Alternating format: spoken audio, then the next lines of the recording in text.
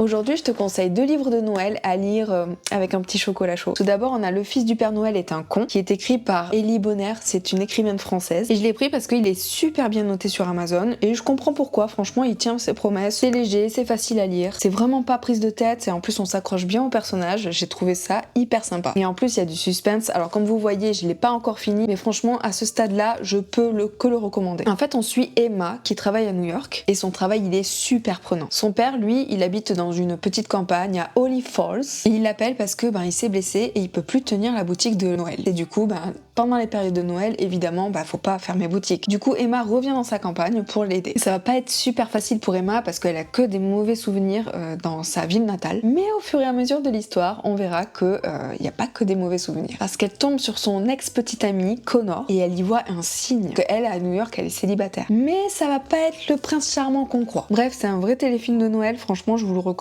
très chaudement. On passe au second livre de Noël, celui-là je l'ai lu l'an dernier. Il s'agit de Snowy Little Liars, mon accent. Il est écrit aussi par une française, c'est Fanny DL. L'histoire se passe évidemment à Noël. On suit Jill qui revient dans sa famille pour les fêtes de fin d'année. Et Jill, elle ment pas mal à sa famille pour pas les décevoir, notamment sur sa carrière. Mais dans le train direction sa famille, elle rencontre Matthew. Matthew, il est auteur, mais il est aussi faux petit ami. Il s'entend tellement bien dans le train que Jill, elle commence un peu à se détendre le slip et elle lui raconte un petit peu toute sa vie et du fait notamment qu'elle ment à ses parents. Bref, j'en raconte pas plus au risque de spoiler, mais en tout cas, ce que je me souviens du livre, c'est que j'ai passé un super moment, que ça a donné de la légèreté dans mon quotidien et c'est exactement ce que je recherchais à cette période. Je cherche d'autres livres de Noël à lire, donc si jamais tu en as d'autres que ces deux-là, j'imagine qu'il y en a plein d'autres, écris-moi en commentaire, moi ça m'intéresse parce que j'ai envie d'en lire 2 cette année et pas un comme l'an dernier. Et moi je te fais des bisous, prends soin de toi et je te dis à très vite pour une nouvelle vidéo.